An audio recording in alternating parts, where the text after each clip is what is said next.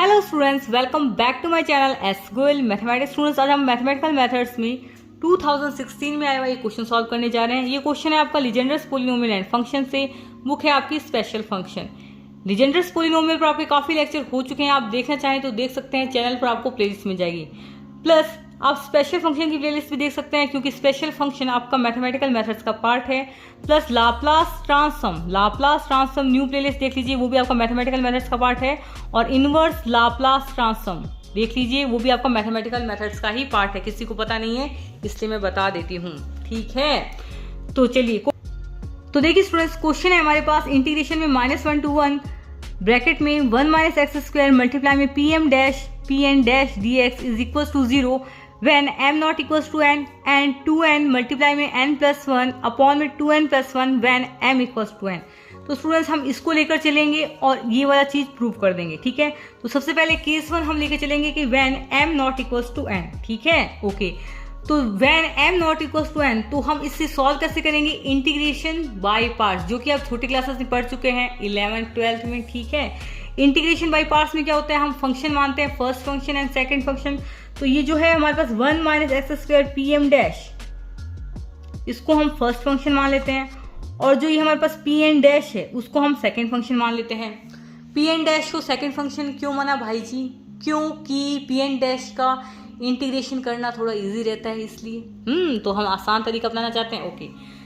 तो देखिए हम सॉल्यूशन में क्या लिखेंगे, केस फर्स्ट लेंगे when m not equals to n, ठीक है। इंटीग्रेटिंग बाय पार्ट्स, आपको बता ही दिया कि हम इसमें इंटीग्रेशन बाय पार्ट्स यूज करेंगे। pn डैश को हम सेकंड फंक्शन ले रहे हैं, in the given integral we obtain. तो देखिए स्टूडेंट्स, आपको इंटीग्रेशन बाय पार्ट्स का फॉर्मूला याद हो भी सकता है और याद नहीं भी हो सकता है। यदि आपको याद नहीं है तो मैं किस लिए बैठी हूँ? फॉर्मूला याद करवाने के लिए तो बैठी हूँ, क्योंकि मैं फॉर्मूला याद करवाती तो आप लाइक भी कर देते, कमेंट भी कर देते हैं, आजकल अच्छे बच्चे हैं, ओके। चलिए फॉर्मूला देखिए इंटीग्रेशन बाय पार्ट्स का। इंटीग्रेशन में u मल्टीप्लाई में v dx, यानी कि हमारे पास u और v क्या है, दोनों अलग अलग फंक्शन है। तो इस केस में हमारे पास इंटीग्रेशन बाय पार्ट्स, इसका फॉर्मूला क्या होता है? यहाँ पर u और v हमारे पास क्या है, दोनों अलग अलग फंक्शन है, ठीक है। जैसे ये हमारे पास u हो सकता है e⁻x और v हो सकता है x, ठीक है, ओके। इस प्रकार मतलब दोनों अलग अलग फंक्शन हो गए ना, ये एक्सपोनेंशियल फंक्शन है, ये अलजेब्रिक फंक्शन है, इस प्रकार, ठीक है। तो यहाँ पर आइलेट भी रूल लगता है, ILATE, है ना, वो आपको पता होगा, छोटी क्लासेस में आप पढ़ चुके हैं, आप सिर्फ फॉर्मूला देख लीजिए। तो जब हमारे पास फर्स्ट और सेकंड फंक्शन होता है ना, तो उसका इंटीग्रेशन कैसे होता है? तो इंटीग्रेशन बाय पार्ट्स का formula, integration of u multiply में v ds is equals to, सबसे पहले आता है हमारे पास प्रथम फलन, इंटीग्रेशन ऑफ द्वितीय फलन, है ना, द्वितीय फलन का हम इंटीग्रेशन करते हैं, माइनस में d/dx ऑफ प्रथम फलन, है ना, d/dx ऑफ प्रथम फलन, दूसरे फलन का इंटीग्रेशन, फिर इस होल का यानी कि सारे का इंटीग्रेशन। मैंने इस प्रकार याद किया, वापस देख लीजिए। फलन मल्टीप्लाई में इंटीग्रेशन ऑफ सेकेंड फलन, ठीक है, माइनस में d/dx ऑफ प्रथम फलन, इंटीग्रेशन ऑफ सेकेंड फंक्शन, और फिर इस पूरे का होल का इंटीग्रेशन। समझ गए? ठीक है, ये हमारे पास है इंटीग्रेशन बाय पार्ट्स का फॉर्मूला। तो देखिए स्टूडेंट्स, फर्स्ट फंक्शन हमारे पास क्या है, ये है हमारे पास प्रथम फलन, ये है हमारे पास द्वितीय फलन, ये फर्स्ट फंक्शन, ये हमारे पास सेकंड फंक्शन, ठीक है, हाँ जी। तो सबसे पहले हम लिखते हैं प्रथम फलन, तो ये हो गया हमारे पास प्रथम फलन, एंड फिर हम लिखते हैं सेकेंड फंक्शन का इंटीग्रेशन। तो जब हम pn डैश का इंटीग्रेशन करते हैं तो हमारे पास क्या आएगा, pn आएगा, ठीक है। आप जानते होंगे x डैश का इंटीग्रेशन करते हैं तो हमारे पास क्या आता है, x आता है, ठीक है। किसी भी डिफरेंशिएशन करते हैं, जैसे हमारे पास x डबल डैश है ना, ये x का 2 टाइम्स डेरिवेटिव है, ठीक है।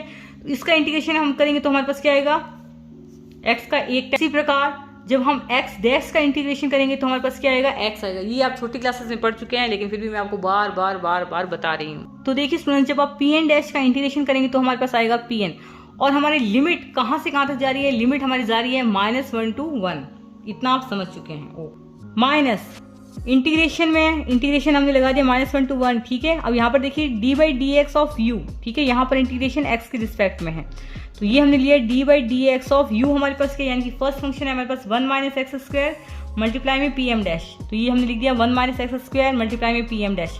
Integration of second function, simply integration करना है। एंड देखिए students, integration of second function, तो सेकंड फंक्शन हमारे पास क्या है, pn डैश, इसका इंटीग्रेशन हमारे पास क्या होता है, pn आता है, ठीक है। सिंपली इंटीग्रेशन करना है और फिर बस इस होल का इंटीग्रेशन हमने लिख दिया है -1 to 1 dx, ठीक है, ये dx है आप लिख लीजिएगा, ठीक है।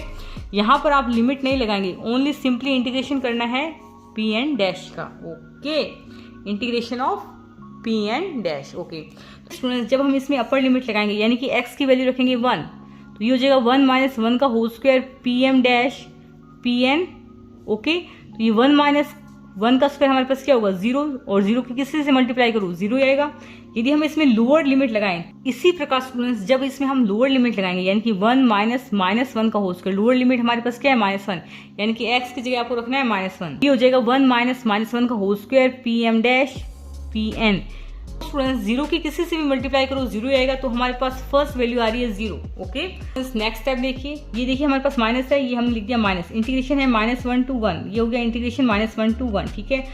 अब हम ये d/dx, तो इसको 1 - x² को आप u मान लीजिए और ये pm डैश को आप v मान लीजिए। अब हम डिफरेंशिएशन करेंगे, तो देखिए स्टूडेंट्स आप d/dx u मल्टीप्लाई में v का फॉर्मूला जानते होंगे, वो होता है हमारे पास u, यानी कि पहले फंक्शन को कांस्टेंट रखो, दूसरे का डिफरेंशिएशन करो, ये है हमारे पास v डैश, ठीक है। प्लस में क्या होता है हमारे पास दूसरे फंक्शन को कांस्टेंट रखो, प्रथम फंक्शन का डिफरेंशिएशन करो, ठीक है। यहाँ पर मैंने v डैश और u डैश का क्या है, यहाँ पर स्टूडेंट्स v डैश और u डैश का मतलब क्या है, differentiation with respect to x, u and v, समझ गए, ओके, यानी कि u और v का x के रिस्पेक्ट में डिफरेंशिएशन, ओके।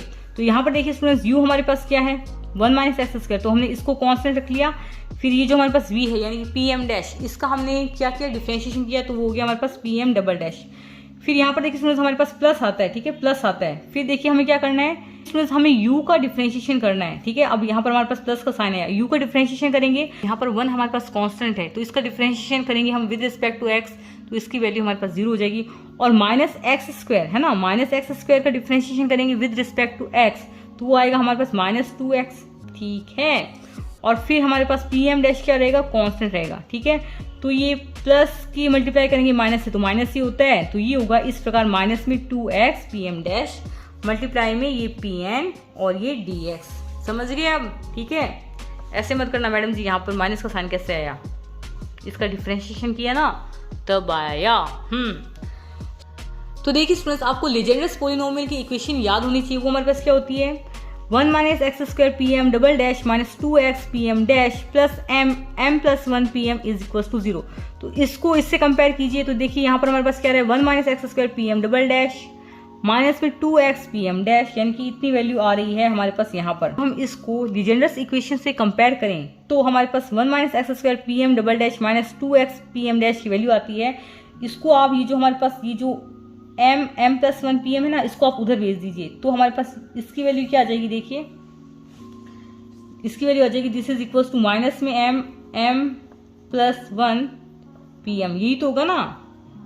इसको हम उधर भेज देंगे, है ना, इसको हम उधर भेज देंगे, तो ये हो जाएगा हमारे पास में, इसकी वैल्यू हो जाएगी 1 - x² pm डैश माइनस में 2x pm dash is equal to minus में m + 1 pm, ठीक है।